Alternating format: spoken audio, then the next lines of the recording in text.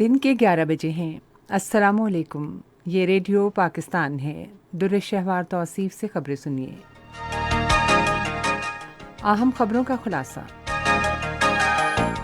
وزیر اعظم نے عوام کے مسائل کے حل اور ملک کی ترقی اور خوشحالی کے لیے کام کرنے کا عزم ظاہر کیا ہے۔ منصوبہ بندی کے وزیر نے چین پاکستان اقتصادی راہداری منصوبے کے لیے مکمل سیکیورٹی کی فراہمی یقینی بنانے کا عزم ظاہر کیا ہے۔ وزیر اعلیٰ پنجاب نے کہا ہے کہ مہنگائی سے متاثرہ عوام کو فوری ریلیف کی فراہمی حکومت کی اولین ترجیح ہے۔ بھارت کے غیر قانونی زیر قبضہ جموں و کشمیر میں بھارتی فوج نے ضلع کلگام میں محاصرے اور تلاشی کی کارروائی کی، جس کے دوران لوگوں کو ہراساں کیا گیا۔ اور اب خبریں تفصیل کے ساتھ۔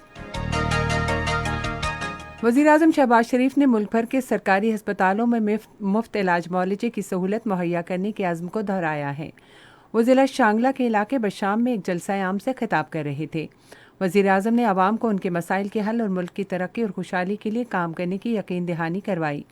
شہباز شریف نے عوام کو سہولت کی فراہمی کے ذریعے مہنگائی پر قابو پانے کے لیے بھرپور کوششیں کرنے کی ضرورت پر زور دیا۔ انہوں نے کہا کہ معاشی مشکلات کے باوجود حکومت ملک کی ترقی اور خوشحالی کا سفر جاری رکھنے کے لیے کام کر رہی ہے۔ شہباز شریف نے خیبر پختونخوا کو پنجاب کے نرخوں کے مطابق گندم کی وافر فراہمی کا بھی وعدہ کیا۔ پارلیمانی امور کے وزیر مرتضیٰ جاوید عباسی نے کہا ہے کہ وزیر اعظم کی طرف سے شانگلہ کے عوام کے لیے بڑے ترقیاتی پیکج کا اعلان ترقیاتی کام کے دوبارہ آغاز کا ثبوت ہے جو پچھلے 4 سال سے بند تھے۔ بشام میں ایک جلسہ عام سے خطاب کرتے ہوئے انہوں نے کہا کہ وزیر اعظم نے شانگلہ کے عوام کے لیے بڑے ترقیاتی پیکج کا اعلان کر کے ان کے دل جیت لیے ہیں۔ مرتضیٰ جاوید عباسی نے کہا کہ خیبر پختونخوا وزیر اعظم شہباز شریف کی قیادت میں ترقی کی نئی منزلوں کو چھوئے گا۔ وفاقی وزیر نے کہا کہ وزیر اعظم شہباز شریف سخت محنت پر یقین رکھتے ہیں اور رمضان المبارک کے دوران آٹا، گھی، دالیں اور چینی سمیت دیگر اشیاء ضروریہ پر لوگوں کو زیادہ سے زیادہ ریلیف فراہم کیا گیا۔ منصوبہ بندی اور ترقی کے وزیر احسن اقبال نے کہا ہے کہ پاکستان اقتصادی راہداری منصوبے کے لیے مکمل سیکیورٹی کی فراہمی یقینی بنائے گا۔ ایک نجی نیوز چینل سے گفتگو کرتے ہوئے انہوں نے کہا کہ دشمن پاکستان کو غیر مستحکم کرنا چاہتے ہیں اور وہ سی پیک جیسے اہم منصوبے کی کامیاب تکمیل کی راہ میں رکاوٹیں پیدا کر رہے ہیں۔ احسن اقبال نے کہا کہ پاکستان سی پیک میں پیش رفت سے چین کو آگاہ کرے گا اور اس حوالے سے چین کے ساتھ روابط میں بہتری لائے گا۔ بلوچستان کے بارے میں ایک سوال کے جواب میں منصوبہ بندی کے وزیر نے کہا کہ امن اور ترقی کا آپس میں گہرا تعلق ہے اور موجودہ حکومت صوبے میں ترقی کی نئی راہیں کھولے گی۔ اطلاعات و نشریات کی وزیر مریم اورنگزیب نے کہا ہے کہ وزیر اعظم محمد شہباز شریف نے اسلام آباد ہائی کورٹ کے پیکا آرڈیننس سے متعلق فیصلے کے خلاف دائر کی گئی اس ارزداشت کا سخت نوٹس لیا ہے جس میں آرڈیننس کی شق 20 کی بحالی کی استدعا کی گئی تھی۔ ایک ٹویٹ میں انہوں نے کہا کہ یہ ارزداشت فوری طور پر واپس لے لی گئی ہے کیونکہ یہ اظہار رائے کی آزادی کی حمایت اور اسے یقینی بنانے کی حکومتی پالیسی کے خلاف ہے۔ بھارت کے غیر قانونی زیر قبضہ جموں و کشمیر میں بھارتی فوج نے ضلع کلگام میں محاصرے اور تلاشی کی کارروائی کی، جس کے دوران لوگوں کو ہراساں کیا گیا۔ بھارتی فوج نے علاقے کے داخلی اور خارجی راستے بند کر دیے اور انٹرنیٹ سروس معطل کر دی۔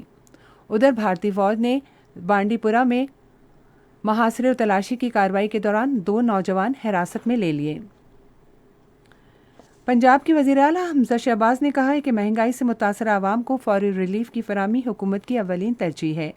لاہور میں ایک پریس کانفرنس سے خطاب کرتے ہوئے انہوں نے کہا کہ قابل افسران کی حوصلہ افزائی کے لیے پولیس اور سول بیوروکریسی میں بڑے پیمانے پر رد و بدل زیر غور ہے تاکہ لوگوں کو زیادہ سے زیادہ سہولت فراہم کی جا سکے۔ انہوں نے کہا کہ گزشتہ حکومت نے اپنے مذموم مقاصد کے لیے اداروں کو تباہ کر دیا اور ہمیں صوبے کو صحیح راستے پر ڈالنے کے لیے فوری اصلاحی اقدامات کرنا ہوں گے۔ وزیر اعلیٰ نے کہا کہ ہم انتقامی سیاست پر یقین نہیں رکھتے تاہم مجرموں کو اپنی لوٹ مار کا حساب دینا ہوگا۔ قطر کے امیر تمیم بن حمد الثانی ایران کے صدر ابراہیم رئیسی سے ملاقات کے لیے ایران کا دورہ کریں گے۔ اس دورے کا مقصد ابراہیم رئیسی کے قطر کے دورے کے دوران ہونے والے معاہدوں پر پیش رفت کرنا ہے۔ یہ دورہ صدر ابراہیم رئیسی کے دوحہ کے دورے کے صرف 2 ماہ بعد ہو رہا ہے۔ ایران اور قطر نے قطر میں رواں سال ہونے والے عالمی کپ فٹ بال ٹورنامنٹ سے متعلق مخصوص شعبوں میں تعاون کے لیے مفاہمت کی یادداشتوں پر دستخط بھی کیے ہیں۔ ایران اور قطر کے رہنما دوسرے ملکوں میں ایران کے فنڈ جاری کرنے کے طریقوں کا بھی جائزہ لیں گے۔